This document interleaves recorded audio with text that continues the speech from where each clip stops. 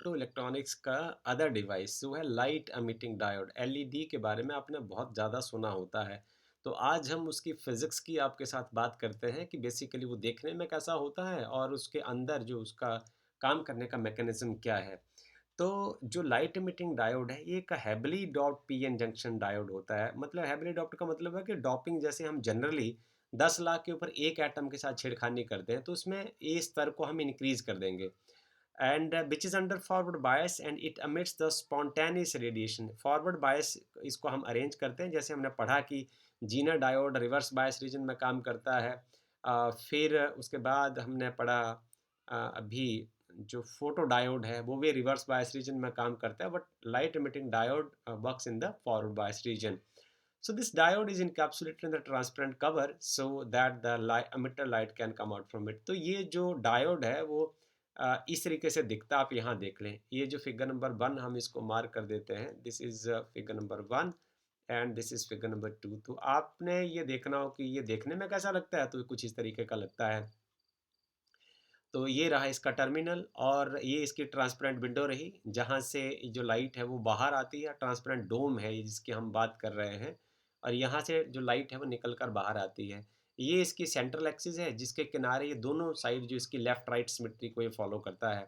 ये इसका जो एन टाइप रीजन है और इसका यहाँ पी टाइप रीजन है। इसका अ, जो डिप्लीशन रीजन है उसको यहाँ नहीं दिखाया गया है। ये एक सर्कुलर डिस्क की फॉर्म का है और यहाँ से जो है इसके जो टर्मिनल है यहाँ से इसको कनेक्ट किया जाता है। This is the connection part of this LED.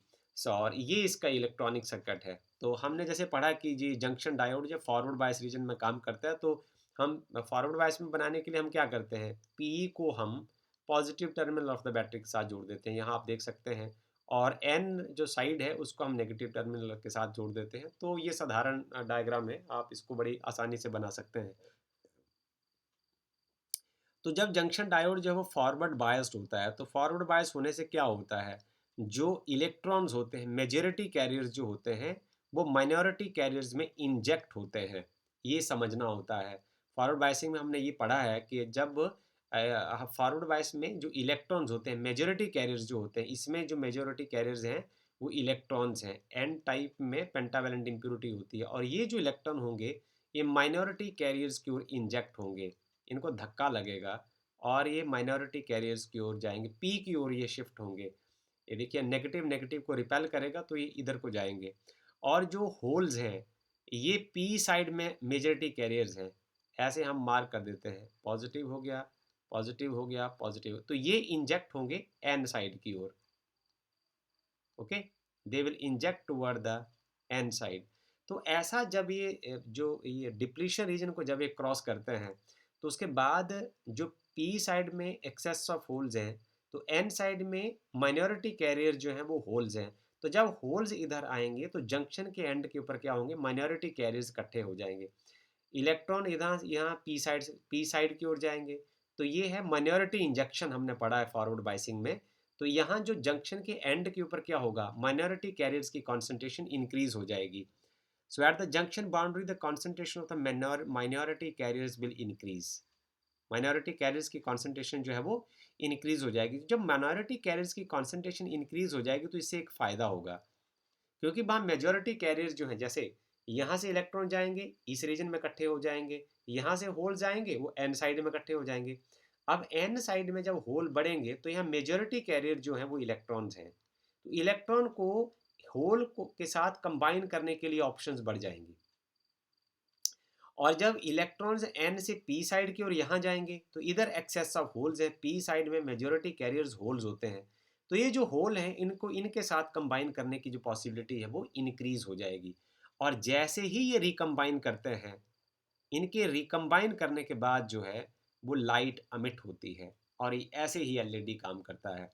Eight the junction boundary on the either side of the junction minority carrier जो है वो इंक्रीज हो जाएंगे। Minority carriers are there which recombine with the majority carrier of the junction. जो minority carriers होंगे फिर वो majority carriers के साथ कंबाइन करेंगे और इन दोनों के कंबाइन करने के स्टेज पर क्या घटेगा, एनर्जी इज रिलीज्ड। और एनर्जी रिलीज होगी, कितनी एनर्जी रिलीज होगी, जितना बैंड गैप होता है। तो हम आपके साथ एक बार फिर से डायग्राम बना देते हैं। फॉर एग्जांपल के जैसे एक पीएन जंक्शन है, जैसे एक आपके पास सेमीकंडक्टर है ना, चाहे पी टाइप है या एन टाइप है, राइट? यही हम पी और एन यहाँ इस्तेमाल करते हैं। तो जब यहाँ का ये जो गैप है, this is energy gap, this is energy gap. जब ये जो इलेक्ट्रॉन का रिकम्बिनेशन होता है तो ये जो एनर्जी निकलेगी, H G is equal to, this is the energy of the photon, right? So the wavelength emitted is equal to, this is also equal to this Eg is equal to this Eg is equal to h nu is equal to hc upon lambda.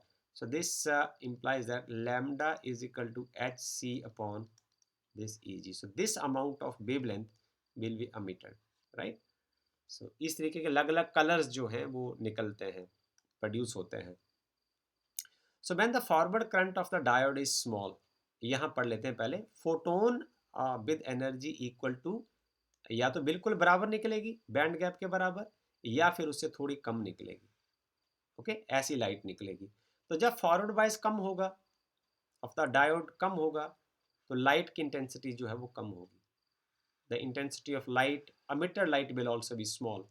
और जैसे forward current increase होगा, intensity of light will increase and it will reach to the maximum, और थोड़ा के बाद वो maximise हो जाएगी। फर्दर यदि हम फॉरवर्ड जो करंट है उसको इंक्रीज करते हैं तो ये लाइट की इंटेंसिटी को घटा भी देगा। ओके, इसका रीजन हम पढ़ लेंगे। Light emitting diode biased are biased such that, इसको इस तरीके से इनकी बायसिंग की जाती है so that light emitting efficiency must be maximum. आप यहाँ देखें, इसके जो बी आई करेक्टरिस्टिक्स होते हैं, voltage ampere characteristics of light emitting diode, ये सिलिकॉन जंक्शन डायोड की तरह होते हैं। फ़र्क सिर्फ इतना होता है, वो आपने करेक्टरिस्टिक्स पढ़े हैं, but the threshold voltage is much higher. इसकी जो थ्रेशोल्ड वोल्टेज होती है वो ज़्यादा होती है, और अलग अलग कलर के लिए अलग अलग होती है। This is important. और इसमें जो दूसरा पार्ट है, जैसे हमने अभी तक इससे पहले आपको रिवर्स बायस के बारे में पढ़ा है कि 780 के आसपास जब वोल्टेज होने लगती है, there sharp is increase in current आता है। पर आप देखें कि जो लाइट इमिटिंग डायोड होते हैं उसमें जो रिवर्स ब्रेकडाउन वोल्टेज होती है वो 5 वोल्ट के आसपास होती है। इसका मतलब है कि उस स्टेज के ऊपर शार्प इंक्रीज इन करंट आ जाता है। सो हमें इस बात का ध्यान रखना चाहिए कि जो हाई रिवर्स वोल्टेज जो है वो अप्लाई नहीं करनी है, नहीं तो आपका जो एलईडी है वो ख़राब हो जाएगा। सो लाइट जो एलईडी होते हैं वो अलग अलग कलर के लाइट छोड़ सकते हैं, आप जानते हैं, रेड कलर की हो, येलो कलर की हो, ऑरेंज की हो, ग्रीन की हो, ब्लू लाइट, दे आर, ये ऐसे कमर्शियली बाज़ार में अवेलेबल होते हैं। और ये कहाँ से डिसाइड होगा? यहाँ से जो वेवलेंथ का फार्मूला लिखा है, that lambda is equal to H C upon E G. So it depends upon the energy gap की जो क्योंकि देखिए प्लैंक एच जो है प्लैंक्स कॉन्स्टेंट है, इसको आप बदल नहीं सकते। C is the velocity of light, इसको आप बदल नहीं सकते। So it is only the energy gap of the material used will decide the kind of wavelength your device is going to emit, right? Devices जो semiconductor used for fabrication of LED का बनाने के लिए जिनको हम इस्तेमाल करते हैं, उनके पास एटलीस्ट उनका जो बैंड गैप है वो 1.8 इलेक्ट्रॉन वोल्ट के आसपास होना चाहिए। और spectral range of visible light जो है वो आपको पता है, इट इज़ 0.4 माइक्रोमीटर से लेकर 0.7 माइक्रोमीटर की रेंज की होती है। और इसके लिए जो बैंड गैप है वो 3 electron volt to at least 1.8 electron volt तक होना चाहिए। तो कुछ हमारे पास एलिमेंटल सेमीकंडक्टर होते हैं, कुछ हमारे पास कंपाउंड सेमीकंडक्टर्स होते हैं। तो कंपाउंड सेमीकंडक्टर जो एलईडी बनाने के लिए ज़्यादा यूज़फुल होते हैं। जैसे हम एक कंपाउंड सेमीकंडक्टर की बात करें तो गैलियम आर्सेनाइड फॉस्फाइड जो है, इसमें ये इसका जो है वो कंपोजिशन हो जाएगा, किस कंपोजिशन में आपने लेना है। और ये it is use for the two make the LEDs of different colours. अब आपको हरे, पीले, काले रंग के अलग अलग तरह के यदि आपको एलईडीज बनाने हैं तो आपको गैलियम आर्सेनाइड फॉस्फाइड एक बेस्ट ऑप्शन है। तो इसमें आपने गैलियम आर्सेनाइड को 60% लेना है, और जो फॉस्फाइड है उसको अपने 40% लेना है। तो इट इज़ यूजफुल बिकॉज इसका जो बैंड गैप है वो 1.9 इलेक्ट्रॉन वोल्ट की रेंज का है। और यहाँ देख लीजिए, lies in this energy range. और इसी की वजह से आप अलग जो विजुअल लाइट के जो कलर्स है ये प्रोड्यूस कर सकता है। तो it is use for making the red LED और अकेला यदि गैलियम आर्सेनाइड आप इस्तेमाल करते हैं, तो उसमें जो बैंड गैप 1.4 इलेक्ट्रॉन वोल्ट का है और जो इस रेंज में नहीं आता है, इसलिए ये विजिबल लाइट नहीं ये पैदा कर सकेगा, ये इंफ्रा रेड लाइट ही प्रोड्यूस कर पाएगा, राइट? सो आगे हम यदि कहें तो एलईडी जो है it's find extensive use in remote control में इसका इस्तेमाल होता है। बल्गर बर्गलर अलार्म में इसका इस्तेमाल होता है and another optical communication systems में इसका इनका इस्तेमाल होता है। और इस एरिया में काफ़ी ज़्यादा लोगों ने रिसर्च कर रखी है और इससे फ़ायदा ये हुआ है कि जो लैंप्स को आप now you can explain I mean replace with LEDs, right? So LED have the following advantages over the conventional lamps। जो लो पावर लैंप्स हैं हमारे उनके ऊपर इनके काफ़ी ज़्यादा हमें फ़ायदे हैं और इसको हम डिस्कस कर लेते हैं। इनकी जो low operational voltage and less power, तो इसकी जो ऑपरेशनल वोल्टेज है वो बहुत कम होती है, कम वोल्टेज के ऊपर ये काम करना शुरू कर देते हैं। एक्शन इनका फास्ट होता है और इसमें कोई वार्म अप टाइम की ज़रूरत नहीं पड़ती, जैसे ऑन किया, स्विच ऑन किया, it start working. Bandwidth of the emitter light is 100 angstroms to 500 angstrom, right?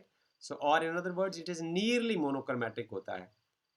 इस ये लगभग इसमें ज़्यादा वेवलेंथ इन्वॉल्व नहीं होती, इसलिए mono means single, chroma means colour, colour means wavelength in physics. So monochromatic का मतलब नियरली सिंगल वेवलेंथ ये प्रोड्यूस करते हैं। लाइफ इनकी लंबी होती है और इनकी जो ऑन ऑफ जो कैपेबिलिटी होती है वो फास्ट होती है।